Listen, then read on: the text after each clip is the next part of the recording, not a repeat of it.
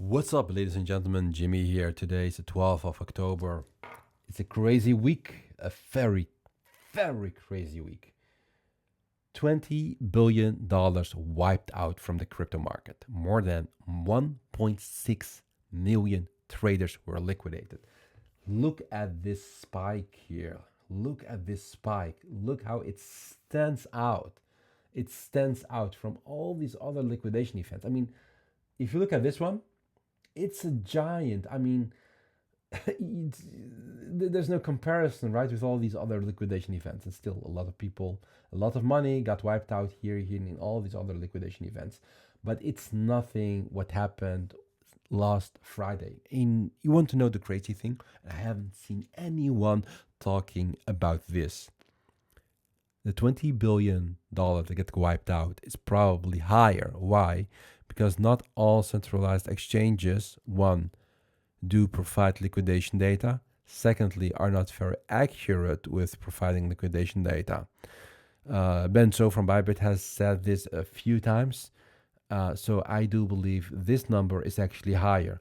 Probably 30 or $35 billion wiped out, not 20 million. 20 billion. I'm very sure, like 100% sure that it's way higher than 20 billion. So this is data, but never ever, and I'm saying this also as a data analyst, assume that any dashboard is giving you the full information, the full data. So what does it actually mean, like a big liquidation event? I mean, this is kind of okayish here on the weekly chart of Bitcoin, but see a big liquidation event as a reset of the market. It's rebalancing itself. It's washing out a lot of greed, and I believe this is a good thing.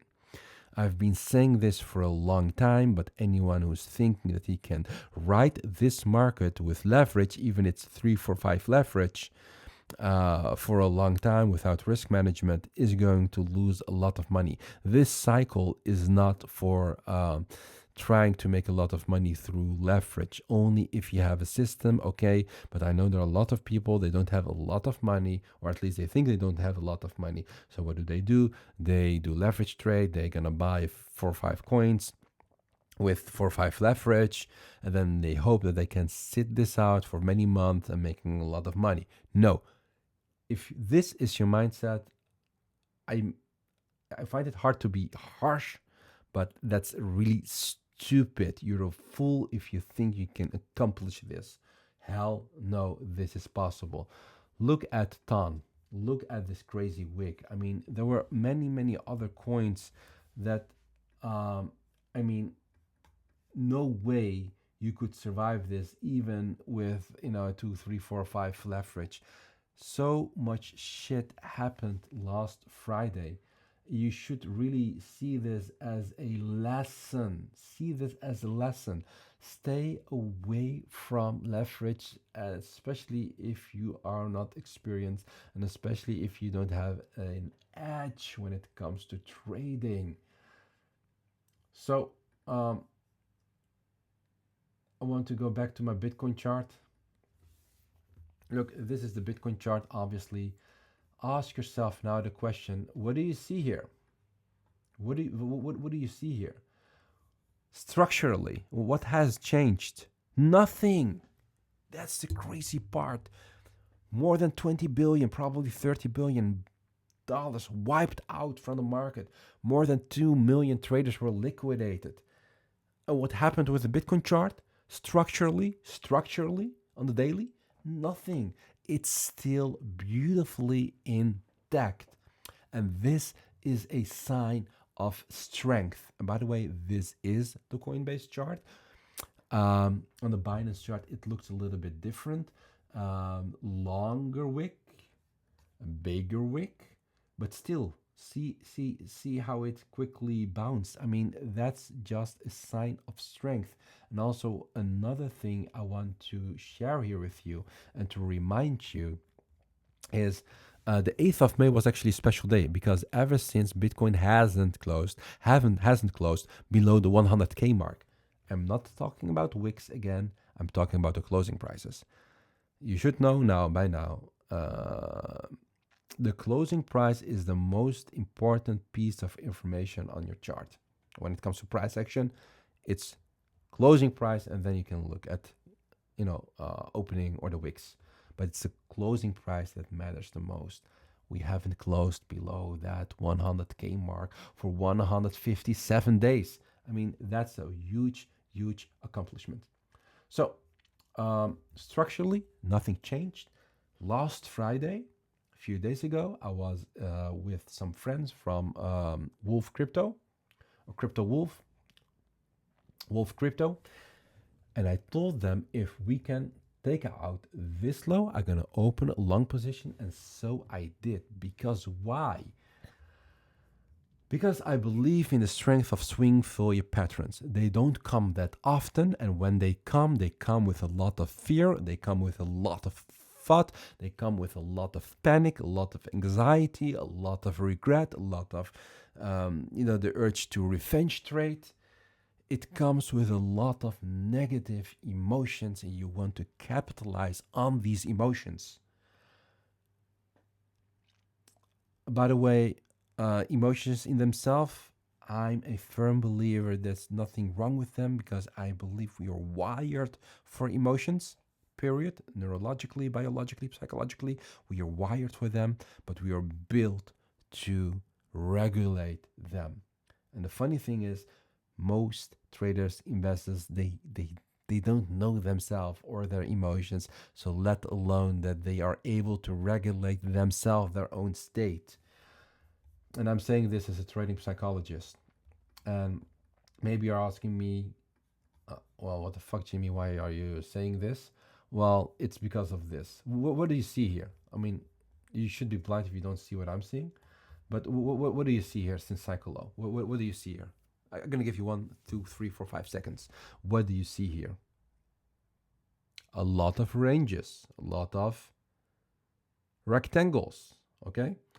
A lot of rectangles. What do rectangles do? They take their time. Look at this one. 225 days, 65 days, 250 days. I think I deleted this one, but this was also 260, 70 days.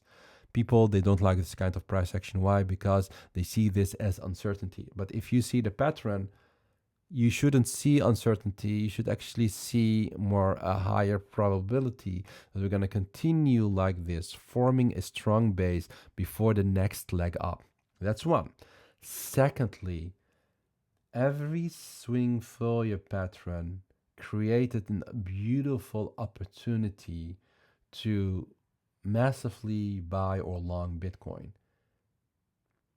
Here one, this is another one, another one, another one, and I believe this one is the next one, is the other one, is the other swing failure pattern that might fuel a strong rally to the upside. Okay, let me go quickly to the 4 hour, and I'm happy to explain why I longed. When things like last Friday happened, you don't want to long immediately because just price goes down, you want to long, or just because everyone is panicking, you want to go long. No, there always should be a thesis, a rationale, a strategy behind it. In my case, very simple, swing failure pattern. Why? They can happen often, but if on the 4 hour, the 12 hour, one day, they don't happen that often. Well, especially the one daily and the weekly, of course. That's one. And if I see signs of reversal, then I'm willing to take that risk. What's a sign of reversal in my situation?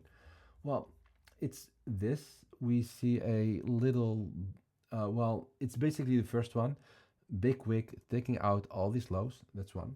Secondly, we haven't seen like a bearish retest or anything like that. Quickly up. And then we have seen this bullish divergence and see this RSI crossing below the 30 level. That's where I not want to open position. I do not want to open position while the RSI is below the 30 level, because when it's below the 30 level, it can stay there for a long time.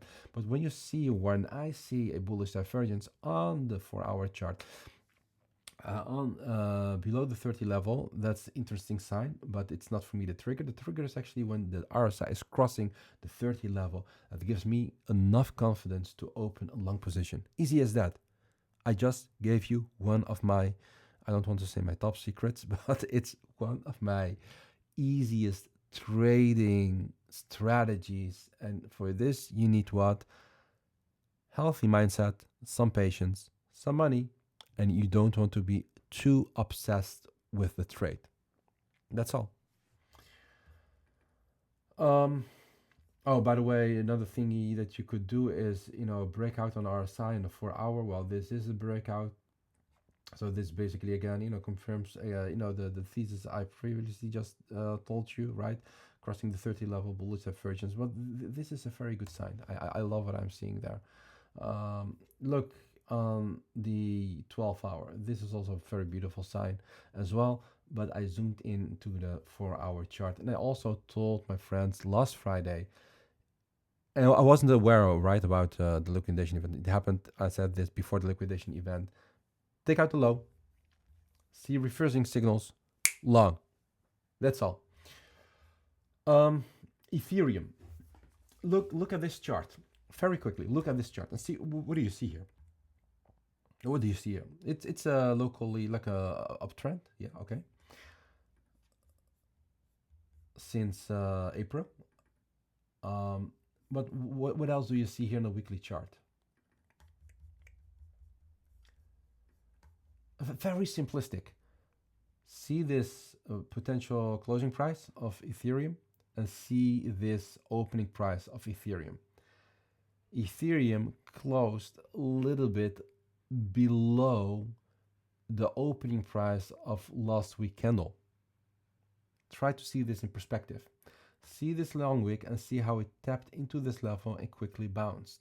From where? From this major high time frame resistance. It was a resistance level since March 2024, and here also May 2024, also here in December. It got rejected here, but this was a soft rejection, and then quickly it pumped.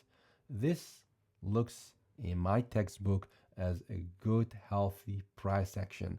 There's nothing wrong about Ethereum weekly price action at all. I've told people in the last podcast that I want to long Ethereum if this happens.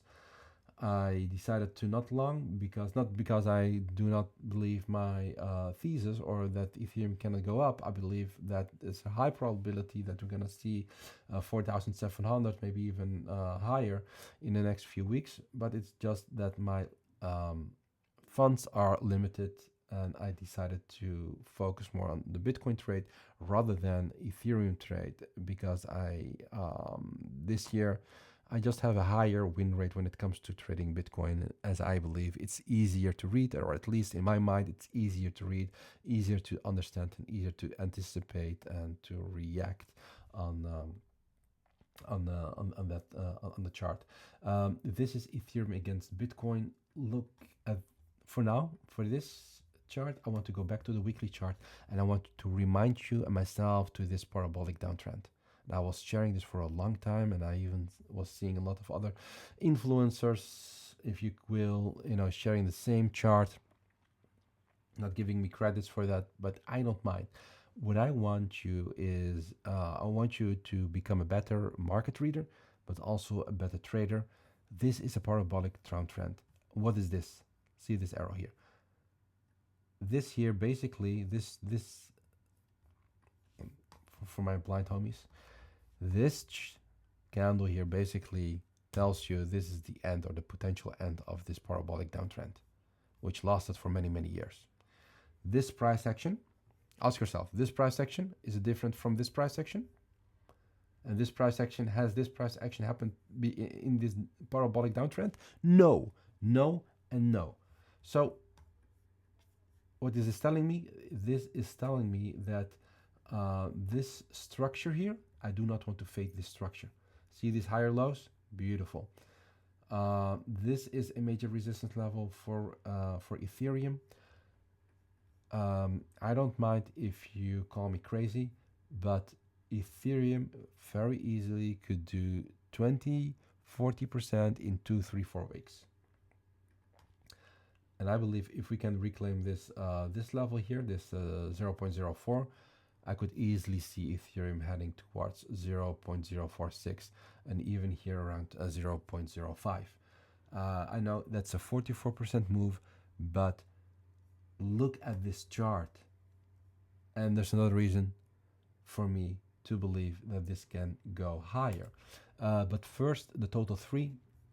What do we see here? We see here actually two major observations. One, that's the high time frame resistance level, but also these higher lows.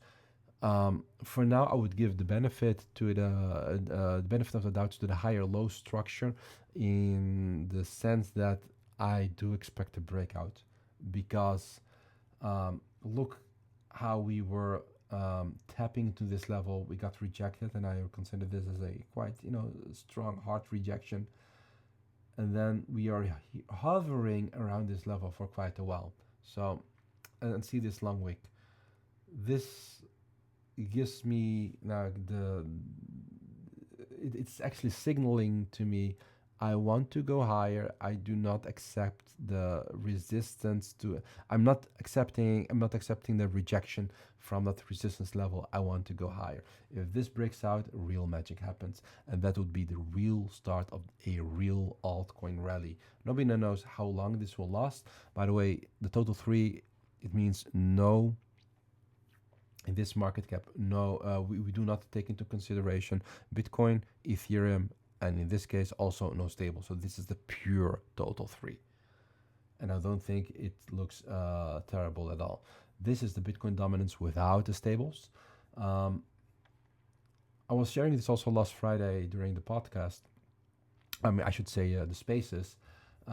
This chart is actually screaming, this is a crazy bull trend. And last Friday I was saying, what Bitcoin dominance is now telling me is it screams, I want to have more upside, because these downtrends on the Bitcoin dominance are they're actually your mini altcoin rallies, right?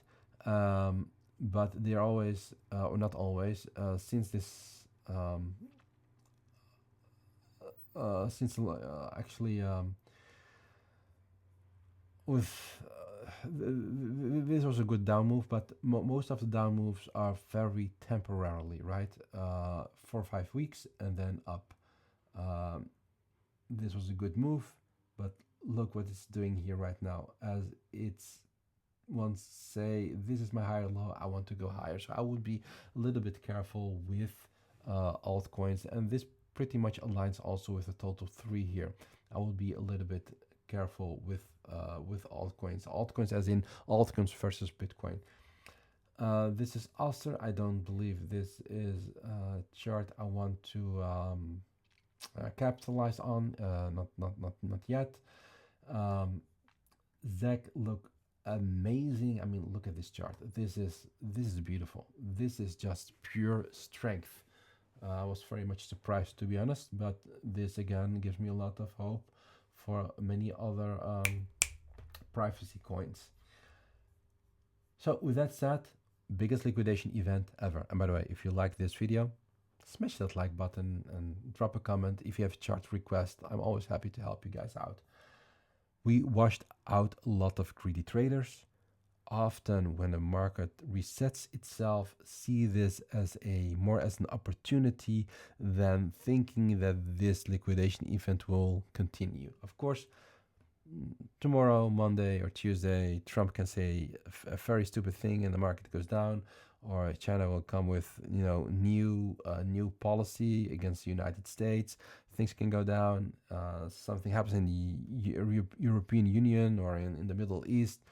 Everything is possible, but just based on price action and a chart, I'm not worried at all, especially when you take into consideration these two things. One, the amount of Bitcoin that have been scooped up through ETFs, countries, and companies, 3.7 million. 3.7 million Bitcoins. You know what this means? This means that these Bitcoins, institutionalized Bitcoins, worth $426 billion, no way they're going to rotate into altcoins. Yes, you heard us right. No way they're gonna rotate into altcoins. Don't think that a client of, for example, BlackRock or Fidelity thinks, oh, you know what? I'm gonna sell my Bitcoin exposure. I want to get rid of my Bitcoin exposure, collect all the money, and then I'm gonna deposit this on centralized or decentralized exchange. I'm gonna buy a shitload of altcoins. No way they're gonna do this. No way. The same for countries, the same for public companies and private companies. Yes, some public companies and private companies, they do have altcoin exposure, but they also have a very healthy Bitcoin exposure. And no way I do see them swapping that into altcoins. Another thing I want to share very quickly is this. This is the Ethereum ETF tracker. 23.5 billion worth of Ethereum has been scooped up through the ETFs. This is a good sign. This is a really good thing. Essentially also very good for altcoins. If this continues, just like this, I believe the future is pretty, bright, and I think we haven't seen the real upside yet for this year or for this cycle. With that said, ladies and gentlemen, I hope you enjoyed this video. If you again liked it, smash that like button. If you hated this, you can report this video. If you have a chart request, let me know. Until the next time, stay safe, don't play with leverage, and God bless. Bye bye.